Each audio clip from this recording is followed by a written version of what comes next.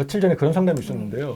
학교를 중퇴하고 회사에 들어갔어요, 공장에. 네. 근데 사장님이 너는 미성년자니까 내가 통장 관리해 줄게.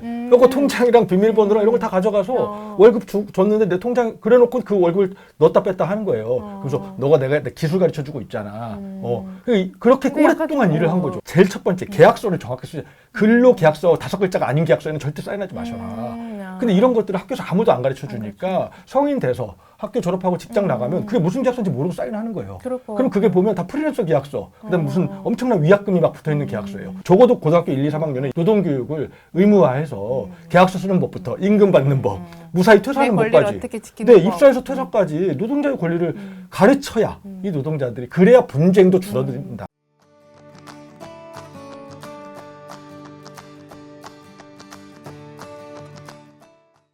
와인처럼 잘 익은 뉴스를 균형감 있게 전해드리는 경향시소. 저는 경향신문 기자 시사소믈리의 임지선입니다. 안녕히 다녀오세요 라는 인사가 이렇게 어렵고 소중한 말이었을까요? 어느 대학에 안녕들 하십니까? 라는 대자보가 붙은 게 벌써 10년 전입니다. 하지만 우리 삶은 여전히 안녕하지 않습니다. 특히 일터에서의 안전과 안녕은 수시로 위협받고 있습니다.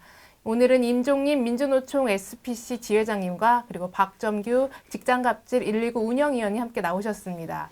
당신은 일터에서 안녕하신가요? 라는 주제로 이야기 나눠볼 텐데요. 이 두 분은 경향신문 후마니타스 연구소가 준비한 시민이 동료 시민에게 강좌에 나오신 김에 이 자리에도 함께 모셨습니다. 안녕하세요. 안녕하세요. 인사 좀 해주시죠.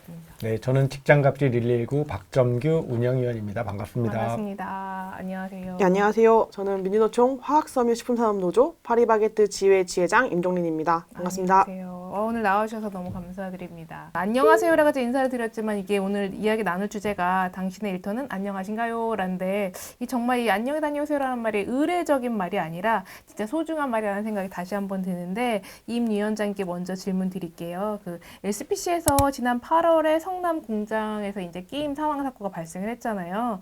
그리고 또 10월 18일에도 또 사고가 있었고 막 진짜 계속 발생하는 것 같은데 왜 이렇게 자꾸 발생하는 걸까요? 저도 이제 뉴스 속보나 기사가 뜨면 이게 오늘 사고가 났다는 건지 저번 사고에 대한 얘기가 또 나온 건지 저도 이제 헷갈릴 정도더라고요. 네.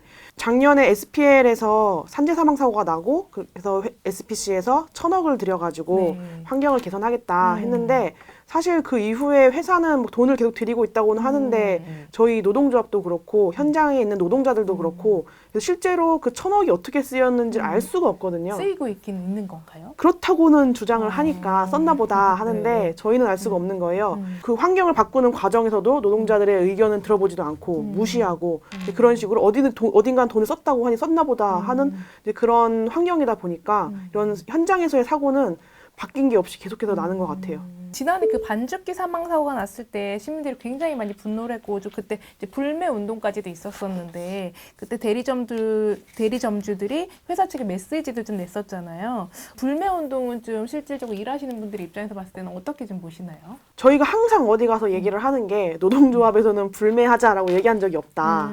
저렇게 얘기를 하는데 왜냐하면 이게 결국에는 이 불매라는 게 매출과 연결되는 건데 매출로서 혼을 내주겠다 하는 건데 이게 안에서 일하는 노동자들한테는 이게 일자리 안정과도 그렇죠. 연결되다 보니까 현장에 있는 조합원들이랑 제빵기사들이랑 대화를 해봐도 두 가지 마음이 좀 공존했던 게 너무 심하다. 한 번은 혼을 놔야 되는 게 맞다. 이런 마음이랑 정신 차려야 된다. 네, 정신 차려야 된다. 한 번쯤 진짜 크게 혼나야 된다. 이런 마음이랑 또 한 가지는 그런데 좀 불안하다.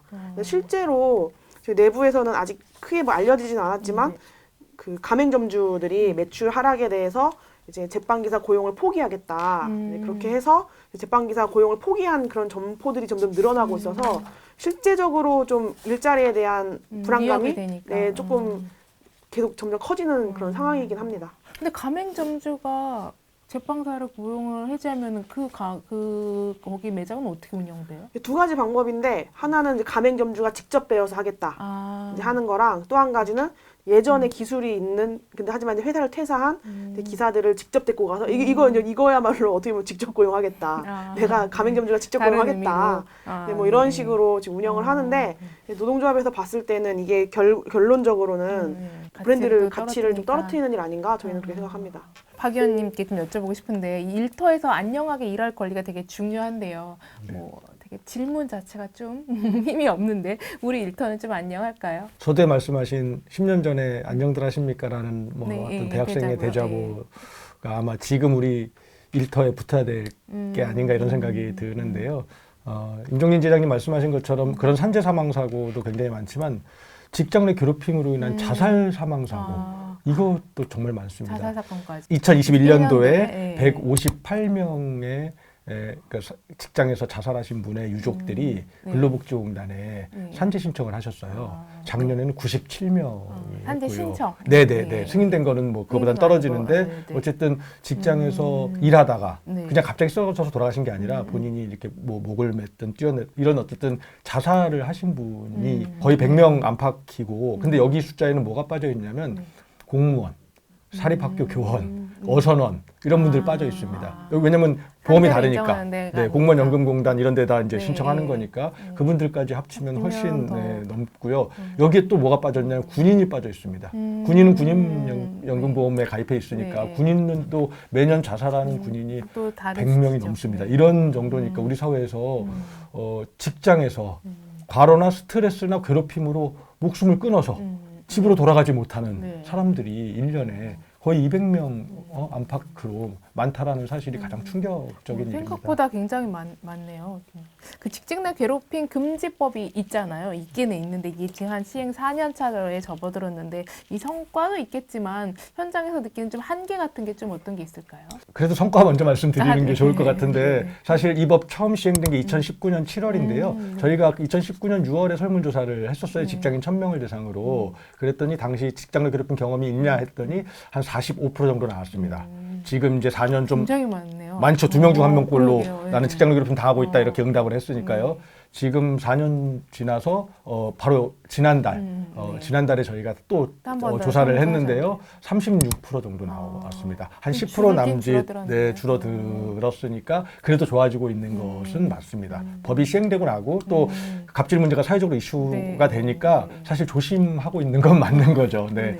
문제는 뭐냐면 심각성인데요. 직장 내 괴롭힘을 경험하는 분들에게 심각하냐 이렇게 물어봤는데 심각하다는 응답이 거의 2명 중 1명 가까이 됩니다. 많아요. 네, 그러면 이 얘기는 다시 따지고 들어가면 직장인들 중에서 한 15%에서 20% 사이, 그 사이는 심각한 괴롭힘을 당하고 있다. 이런 뜻이거든요. 이 얘기는 다시 말하면 심각한 괴롭힘이라는 건 결국 문제가 해결되지 않으면 뭐 더 위험한 극단적 상황까지 선택으로 갈 수 있는 이어지는 게 네. 굉장히 높고 또 극단적 선택을 고민한 적이 있냐 이렇게 물어보면 10% 정도 나오는데 정규직보다 비정규직이 압도적으로 높고 그럴 것 공공기관보다 같아요. 5인 미만 이런 영세사업장 노동자들이 괴롭힘 당하면 극단적 선택이나 자살을 고민해봤다라는 응답이 굉장히 높게 나와서 네. 저희가 굉장히 큰 걱정을 가지고 있습니다. 근데 이 법 자체에 사각지대도 좀 있지 않나요? 사각지대가 너무 많습니다. 네. 어떤 게 있을까요? 일단 대표적으로 근로기준법은 5인 이상 사업장에만 적용되니까 그렇죠. 5인 미만 사업장이 거의 한 350만 명 정도 되는데 그 노동자들은 사실은 5인 미만 사업장은 너무 화가 나고 억울한 게 뭐냐면 고용보험에 가입해 있잖아요. 네. 5인 미만 사업장도. 그다음에 직장 내 괴롭힘 가해자가 사용자면 노동청에 신고할 수 있고 네. 1,000만 원 이하의 과태료를 물게 되어 있습니다. 그런데 이 법이 적용이 5인 미만 사업장에는 안 되는 안 거예요. 되니까. 그러니까 가해자가 사용자인 경우가 압도적으로 높거든요. 그렇겠죠. 작으니까 네. 당연히 사용자가 욕하고 뭐 이런 맞아, 맞아. 모욕 주고 한단 말이에요. 그런데 이분은 괴롭힘을 당했어요. 그러면 노동청에 신고도 할 수 없죠. 그 다음에 과태료도 당연히 물지 않겠죠. 그 다음에 이분은 그게 너무 괴로워서 그만두잖아요. 그러면 신고를 할 수 없으니까 괴롭힘 때문에 그만뒀다라는 증거를 인정을 받을 수가 없으니까 실업급여도 받기가 어렵습니다. 뭐 할 수가 없네요. 네, 아무것도 할 수 없는. 근데 다른 그 법의 규율을 받고 있는 직장 내 정의롱. 그건 남녀고용평등법의 규율을 받거든요. 그거는 1인 이상 사업장에 다 적용됩니다. 그러니까 직장 내 정의롱을 당하면 노동청에 신고하면 돼요. 어느 사업장이든. 네. 근데 사장한테 쌍욕을 먹었다? 그럼 신고할 데가 없는 거죠. 이 법이 그럼 상당히 이 법을 만들 때 왜 5인 미만은 제외를 했을까요? 다른 법들은 있는데. 그럼 좀 비교를 해가면서 그 이제 국회에서 만들 때 했을 텐데 이 제외한 특별한 이유가 따로 있을까요? 이유는 없고요. 그러니까 이제 직장의 성희롱은 남녀고용평등법이라는 다른 법에 이제 들어가 있고, 그게 이제 같이 예를 들면 이것도 포함되니까. 직장내 괴롭힘 금지법이라고 하는 새로운 법 체계에 들어갔으면 뭐 다 적용될 수 있었을 텐데 그러려면 이제 또 공이 많이 들어가야 되니까 당시 의원들이 근로기준법에 넣었고, 사실은 이거 시행령만 개정했으면 됐거든요. 근로기준법에도 몇 개는 5인 미만 사업장에 적용이 되는 게 있어요. 그 몇 개는 어디로 정해놨냐면 대통령령으로 정해놨거든요. 그러니까 이것도 저희가 지난 정부 때부터 지금 정부까지 대통령령만 바꾸면 된다 이렇게 얘기를 많이 했는데 아무도 안 바꿔서 지금까지 이제 이런 이 상태로 상태를 가야 만들고 되구나. 있습니다. 이게 어떻게든 뭐 어느 측면이든 좀 개정이 좀 필요한 부분이겠네요. 네, 근데 또 5인 미만 사업장뿐만 아니라 원청회사와 같이 일하는 하청 노동자들, 그러니까 사내하청이라고 보통 부르는데요. 네. 원청회사와 같이 일해요. 도급회사로 같이 일하는데 저희 제보는 원청회사 직원이 욕하거나 뭐 괴롭힌다 이런 제보 엄청 많거든요. 근데 신고할 데가 없어요. 하청회사에 신고하면 뭐 하겠어요? 아무 의미가 없고 괜히 그거 내 직원이 아닌데 그렇죠. 그리고 하청회사 알리면 괜히 계약이나 해지 당하겠죠. 그렇죠. 그다음에 뭐 특수고용, 플랫폼, 그다음 이런 노동자들까지 포함하면 5인 미만 사업장까지 포함하면 거의 1,000만 명 가까운 사람이 이 직장내 괴롭힘 금지법에 적용을 못 받고 있다. 지난해 그 문제됐던 그 새마을금고 갑질 사건이라든지 그 여전히 그런 소규모 업체에서 벌어지는 그런 갑질들이 많이 있잖아요. 그러니까 새마을금고도 이런 중앙회가 아니라 이제 개별 금고는 다 개별 소규모 사업장이다 보니까 그러니까 이런 분들의 목소리는 좀 어떻게 여건을 낼 수 있을까요? 그게 가장 고민입니다. 왜냐하면 농협, 네. 수협, 신협, 새마을금고 네. 저희는 하도 제보가 많아서 아. 농수, 신세 뭐 이렇게 부르기도 줄여서 지점장이나 이사장 이런 사람들이 그냥 왕이에요, 왕. 그렇죠. 예, 그리고 그게 다 독립법인들 같이 되어 있다 보니까 인사권이나 이런 것들이 다 있는 거죠. 작년에 새마을금고 제보 5월 달에 들어왔는데 네. 그래서 8월에 이제 MBC하고 경향신문에서 동시에 이게 언론화 됐거든요. 근데 그 3개월 동안 저희가 이제 증거 모으고 자료 준비하고 해서 사실 바뀐 건 꽤 있어요. 왜냐하면 그 사건으로 공론화 시키고 네. 특별근로감독 들어가고 3명이 징계를 받고 뭐 이제 여러 가지, 그다음에 더 중요한 건 새마을금고법이 바뀌어서 예전에는 중앙회에서 직장내 괴롭힘을 한 이사장을 이사장을 개별금고 개별 금고를 징계하지 못했거든요. 근데 징계가 할 수 있도록 법이 가능해졌죠. 바뀌었고 이런 몇 가지 제도적 보완 장치는 마련됐지만 여전히 이분들이 신고를 하기 되게 어려운 거죠. 왜냐하면 직을 걸어야 돼요. 그럼 이분들이 자기 어렵게 들어간 새마을금고 들어가서 네. 신고할 수 있느냐. 이래서 이제 저희가 그렇겠죠. 고민이 많은데 저희가 지금 새마을금고 그때 이후에 제보자들이 많이 들어와서 저희가 새마을금고 일하시는 분들 모임 같은 걸 온라인 모임을 만들고 있는데 함께 연대하는 그런 네네, 그러니까 서로 정보도 교류하고 저희 제보가 특히 많은 데들이 콜센터 상담사, 사회복지사, 간호조무사, 그러니까 우리 사회에서 되게 목소리 내기 힘든. 네, 맞아요. 노조가 없는, 노조 밖에 있는 작은 곳에 있는 분들이 갑질을 많이 당하는데 어디 목소리 낼 데가 없어서 직장업체 119 제보 많은데 이분들을 약간 업종별로 좀 모아보면 좋겠다 해서 그런 사업을 추진 중에 있습니다. 그 요즘 그 직장 갑질 말고 막 그런 소비자에 의한 갑질도 사회적으로 문제가 꽤 됐었는데 이런 부분은 좀 어떻게 해결해야 될지, 그리고 제가 듣기로는 그런 점장님의 그런 괴롭힘이 문제된 적도 있었던 것 같은데요. SPC 사업장에서요. 네, 저희는 이제 제빵 기사들이 근무를 할 때 네. 그 자회사의 업무 지시를 받고 또 본사의 업무 지시를 받고 그리고 가장 밀접하게 업무 지시를 하는 게 가맹점주들이시거든요. 가장 붙어서 일을 하니까. 근데 그러다 보니까 그 안에서 일어나는 갈등이나 괴롭힘 문제들이 굉장히 많은데 네. 이게 해결을 할 수가 없는 거예요. 왜냐하면 가맹점주들은 결국에는 저희의 직장 동료가 아니라 회사와 그냥 그 가맹 계약을 맺은 사람들이기 점주는 때문에 그 SPC와 그냥 가맹 계약을 계약 맺은 맺고 거고 저희는 파견 나가서 제빵사는 근무하는 여기에 사람. 이제 네. 본사에 파견 나가 네, 이런 네. 구조로 그러니까 형성되죠? 그냥 그런 계약 관계다 보니까 직장 내 괴롭힘에 그 법률 안에 들어가지 않는 거, 법 안에 들어가지가 않는 거예요. 그래서 가맹점주가 괴롭힘이 있었을 때 저희가 회사에 문제 제기를 해도 우리가 해줄 수 있는 게 없다. 계속 그런 문제들이 쌓여 있었는데 작년에 저희 그 제빵기사 한 분이 그 가맹점주한테 그 작은 주방 공간 안에서 포원을 듣고 폭력도 당하고 그리고 성희롱까지 동시에 당한 사건이 네. 있었거든요. 근데 그 문제에 대해서도 그 기사님이 회사에다 문제 제기를 했을 때 이거는 가맹점주와 제빵기사 그 단 둘 간의 개인적인 문제이기 때문에 알아서 해야 된다 이렇게 안내를 했다 하더라고요. 책임을 안 지는 거예요. 네, 그래서 이제 노동조합이 이제 개입을 해서 같이 이제 진행을 하게 됐는데 이게 직장 내 괴롭힘으로 불가능하니까 이제 기사님이 당시에 이제 좀 정신적으로 너무 힘들다 해서 이제 정신과 상담 받고 진료 받으면서 이제 그걸 가지고 괴롭힘이다 해서 산재 신청을 했고 이게 산재 승인을 받은 거예요. 그래서 저희 입장에서는 가맹점주 괴롭힘에 의한 그 괴롭힘이 산재로 인정받은 최초의 사례였고 그래서 이제 이게 저희한테 되게 특별한 산재 사례였는데 이제 또 한편 이게 보면 그 산재 인정 받은 게 이게 이 시스템을 바꿔내고 회사가 어느 정도 이렇게 책임을 지는 구조로 가야 되는데 이게 단순히 정말 제빵 기사와 가맹점주 둘의 어떤 민사 사건 같은 느낌으로 이제 가버리는 그런 게 좀 한계가 있어서 저희도 앞으로 이런 일이 생겼을 때 어떻게 좀 대응을 해야 될까 이제 그런 고민이 좀 있습니다. 이게 바로 굉장히 중요한 법 위반 사례거든요. 네. 왜냐하면 산업안전보건법 제41조가 그 감정노동자 보호법이라고 부르는 법인데요. 네. 그 법이 또 개정돼서 네. 상당히 나아져서 지금 시행되고 있는데 방금 요 상황 같은 경우에요. 제3자잖아요. 그렇죠. 그러니까 점주가 제3자고 괴롭힘 당하신 우리 조합원이 회사의 직원이잖아요. 네. 그러면 제3자로부터 폭언 등 갑질을 성희롱을 당했을 경우에 네. 이분을 보호해야 될 책임이 있어요. 회사가. 회사가. 그래서 그런 폭언을 당했으면 분리시켜야 되고 네. 휴게 시간을 연장시켜야 되는 책임이 있고 이분은 이 사람에 대해서 가해자에 대해서 뭔가 소송을 하겠다 그러면 소송을 지원해야 될 회사가 책임도 지원해주죠. 있습니다. 네. 그래서 그리고 이런 보호 조치를 하지 않으면 1,000만 원 이하의 과태료를 물게 되어 있어요. 이 법이 개정된 건 2년 됐습니다. 네. 그래서 이제 이거 되게 중요한 개정이어서 네. 사실은 학부모의 갑질이 있을 수 있죠. 네. 네. 근데 이거로부터 직원을 학교에서 보호해야 될 그렇죠. 책임은 누구에게 있냐? 관리자에게 있는 거죠. 당연히 교장 교감에게 있고 네. 교육청에 있고 교육부에 있는 거죠. 일반에서도 마찬가지입니다. 일반에서도 예를 들면 콜센터 상담사에게 누군가가 폭언하거나 성희롱을 했어요. 나 이거 하지 말아주세요 했는데 계속했어. 그러면 알려야죠 관리자한테. 네. 그럼 바로 전화를 끊게 하고 본인이 이분을 보고 조치를 취해야 되는 그리고 휴게 시간도 연장시키고 그 사람이 너무 심했다 그러면 소송을 지원하고 이게 지금 법에 다 있거든요. 네. 근데 이 법을 알고 있는 사람들이 많지 않고 네. 그리고 정부도 이걸 잘 알리지도 않고 이것에 대해서 사용자들은 나몰라라 하고 있으니까 민원인이나 고객으로부터 당하는 갑질은 사실은 민원인이나 고객인과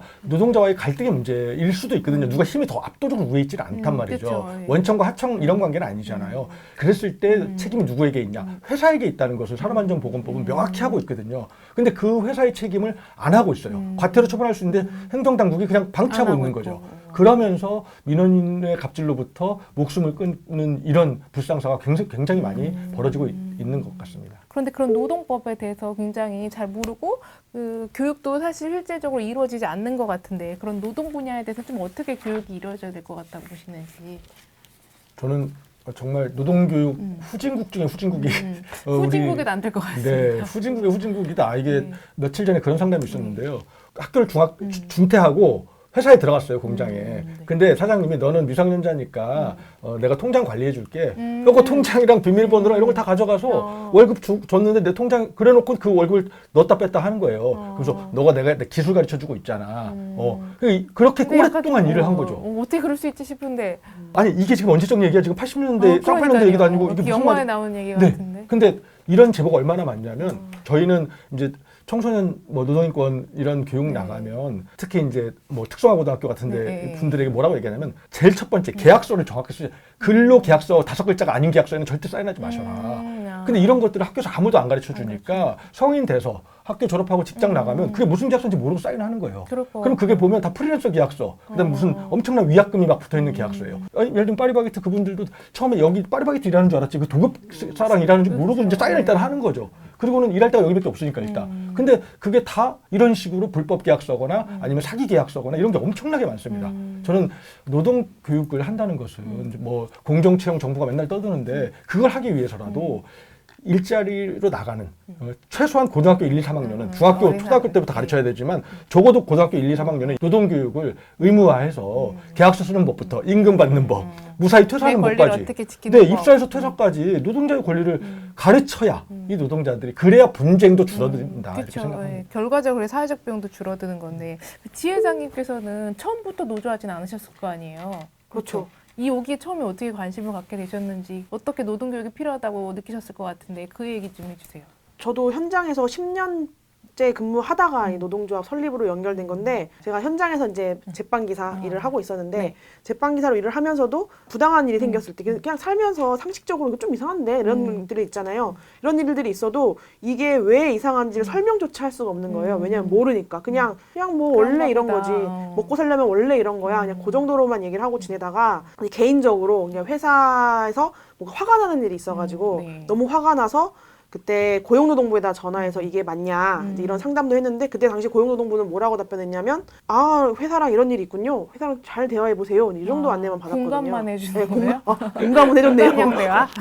네, 근데 그리고 나서도 너무 이 화가 풀리지 않는 일이 좀 있었어가지고 이제 퇴사까지 생각하고 노동 상담을 한번 받았었거든요. 무료로 상담해주는 네. 곳이 있다 해가지고 상담을 받았는데 상담을 받아보니까 이 그동안 불합리하다고 생각했던 모든 이 일들이 알고 보니까 이 불법 파견 구조 안에 있었기 때문에 이게 그랬던 거더라고요. 근데 그걸 알고 이걸 동료 직원들한테도 알려줬더니 다들 이제 충격받은 거예요. 그동안 내가 잘못해서 내 능력이 부족해서 그냥 원래 이런 거니까라고 생각하고 살았는데 알고 보니까 이게 불법적인 구조 안에서 우리가 일을 해서 이런 일들이 발생됐던 거구나. 이걸 알게 됐고 네. 이런 문제를 해결하려면 개인으로는 안 되고 그렇죠. 힘이 집단적으로 없죠. 뭉쳐야 된다 해서 이제 그게 노동조합으로 연결이 됐었죠. 현장에서 조합원들, 비조합원들, 그리고 회사랑 이렇게 대화를 하고 하다 보면은 계속 회사 사측에서는 근로기준법을 어떻게든 좀 숨기려고 하는 이걸 좀 어떻게 아슬아슬한 선을 타거나 숨기거나 축소해서 해석하려고 하는 거고 저희는 어떻게든 저희한테 유리하게 해석하고 하는 그런 싸움을 좀 많이 하고 있거든요. 가장 기본적인 법이라도 좀 알고 있고 이 법을 잘 모르면 어디에라도 좀 물어봐야지 물어볼 수 있는 곳, 내 입장에서 설명을 해줄 수 있는 곳 그런 곳들이 좀 필요하지 않을까. 그 위원장님 하시면서 그런 그 SPC 내에서 제빵사가 이렇게 따로따로 그 도급 회사랑 계약돼 있던 것을 직접 고용으로 바꾸게 된 건가요? 네네. 협력사에서 일하던 사람들을 이제 SPC가 직접 고용해라. 그런 투쟁을 했고 이후에 그 SPC 내에 자회사를 만들어서 전부 다 고용 승계를 해서 들어갔습니다. 좀 된 얘기긴 한데 여당에서 그 실업급여 논란이 있었었잖아요. 저는 처음에 이거 보고 오타인 줄 알았는데 오타가 아니구나라고 했는데 이런 인식은 좀 어디서 어떻게 하면 이런 생각을 할 수 있을까라는 생각이 좀 드는데요. 글쎄요. 저도 이 발언을 처음 하신 분한테 물어보고 싶은 심정인데 네. 사실 실업급여를 받는 사람이 누구냐 그러면 대기업 다니는 사람, 뭐 안정된 공공기관 다니는 사람, 근데 이런 분들 아니잖아요. 그렇죠. 결국은 다니다가 자기는 원치 않았지만 뭐 그만둘 수밖에 없는 네. 그런 분들이 실업급여 받는 거 아니면 자발적으로 그만두면 받지도 못해요. 그렇죠. 예, 네. 그것도 최저임금 수준인데 중소기업에 가서라도 열심히 일했던 사람들 그런데 원치 않게 그만두게 됐고요. 회사에 의해서 그만두게 된 분들이 다음 직장을 구할 때까지 어렵게 생존을 버티는 사회 안전망 중에 하나인 그렇죠. 거고 네. 그리고 심지어 그거는 정부가 내는 돈도 일부 있겠지만 아주 극히 일부 있겠지만 노사가 내는 거고 그렇죠. 정부가 뭐 그 실업급여 내는데 돈 못 내는 건 아니거든요. 노사가 내는 거고 그다음에 예를 들면 뭐 민주노총에 있는 많은 대기업들은 정년퇴직할 때 딱 한 번 타먹고 30년 근속하신 분들은 한 푼도 못 타먹는 돈이에요. 그렇죠. 그런 분들도 말 안 하고 있는데 예, 그런 분들이 얘기하는 것도 아니고 왜 정부가 나서가지고 왜 정치인이 나서서 실업급여 얘기를 어렵게 살아가는 청년들을 모욕하는 말이 실업급여다. 저는 그 아주 정말 청년들에 대한 모욕의 최악의 단어를 선택했다라고 저는 생각하고 거꾸로 직장합병 119에 들어오는 제보들 보면 회사 어려우니까 나가 이랬는데 정부 지원금 받고 있는 거예요. 정부 지원금 받고 있으면 자발적 퇴사하지 않고 권고사직하면은 지원금 끊기거든요. 그러니까 괴롭혀서 자발적 퇴사하도록 한다는 제보가 엄청나게 많이 들어와요. 저희가 그래서 저희는 심지어 뭐라 그랬냐면 실업급여, 그러니까 실업의 사유를 입력할 때 네. 노사가 같이 쓸 수 있도록 해라. 그래서 둘 다 자발적 퇴사라고 하면 뭐 실업급여 안 줘도 되지만 둘이 다르면 서로 확인할 수 그렇죠. 있도록 네. 이 간단한 것도 정부 안 하고 있거든요. 그러니까 사용자들만 입력하니까 노동자들이 이거 정정 신청하고 이래야만 간신히 받을 수 있는 이런 좀 제도도 힘들잖아요. 또 당연하죠. 이거 모르면 대부분 포기해요. 그럴 것 같아요. 이 정정 신청 제도가 있는지도 몰라요. 저도 처음 들었는데. 네. 그러니까 포기하게 되고 또 하나 제보 많은 게 4대 보험 금방 가입해 줄게 라고 하고 가입을 안 했다는 거예요. 그러고는 퇴사할 때 몇 년 지났는데 보니까 가입을 안 했대. 그러면서 하는 말이 야 그럼 너 4년치 다 토해내야 돼. 뭐 이렇게 얘기하는. 보험료 내야 된다. 네, 그러다니까 액수가 크니까 그냥 그만두고. 사실은 저희가 그래서 아까 이제 올해 내년 많이 고민하고 있는 캠페인 중에 하나가 네. 직장 다니면 누구나 갑질 금지법. 직장 잃으면 내가 스스로 그만둔 게 아니라 직장을 남에 의해서 잃었다. 이렇게 됐다 그러면 누구나 실업급여. 이런 사회, 받을 수 있는 거다. 이런 사회 정도는 돼야 되는 거 아니냐. 다른 거 뭐 비정규직, 정규직과 굉장히 많은 우리 사회 과제에 있지만 직장 다니면 갑질금지법 적용되고 직장 잃으면 실업급여 받을 수 있는 이 사회 만드는 걸 또 못하는 거냐 도대체. 왜 이런 상식적인 사회 만들자는데 실업급여 같은 얘기 하고 네. 있는지 네, 좀 너무 알- 기본적인 얘기라 참 무슨 말을 보태야 될지 제가 잘 모르겠습니다.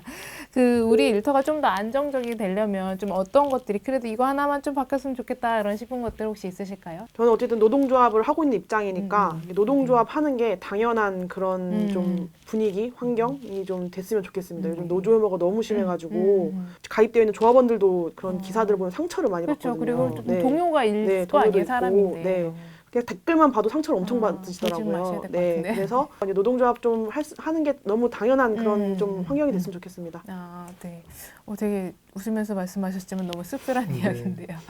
어떤 거 얘기해 주실까요? 저는 옆에 임종인 지회장님 그 파리바게트 네. 사실은 저희 집에 제 딸도 파리바게트 안 가고 제 아내도 파리바게트 안 가고 저도 안 가고 저희 집은 뭐 고마운데. 빵 많이 먹는 집은 아니지만 그래서 일부러 돌아서 이제 다른 빵집 가고 그러는데 사실은 시민들의 참여가 기업에게 상당히 경각심을 준 굉장히 흔치 않은 사례거든요. 맞아요. 저는 네. 이제 이 방송 보신 시민들이 아주 어려운 것 뭐 하실 수도 있지만 쉬운 것부터 하면 저는 약간 좀 사회적 악덕 기업이다 이런 것은 조금 시민들이 참여해서 단죄하는 것도 저는 굉장히 중요하다. 네. 그리고 노사가 잘 화합하면 그때 단죄를 풀면 되는 거니까 저는 그것도 굉장히 의미가 있고 또 그런 곳에 갔을 때 그 고객으로 가는 거잖아요. 민원인으로 네. 가고 그랬을 때 거기서 일하는 노동자들을 존중하는 마음가짐을 갖고 인간 대 네, 인간으로. 그랬을 때 그분들도 그 사업장 안에서 목소리를 더 낼 수 있는 거니까 저는 그런 기본에서 시작하면 좋겠고 또 당장 내년 총선이잖아요. 네. 네, 하여튼 좋은 정치인들 많이 뽑아서 우리 사회가 좀 바뀔 수 있었으면 좋겠습니다. 노동자의 힘을, 노동자의 권익을 보호하는 그런 정치 세력이 선출됐으면 좋겠습니다. 네. 네.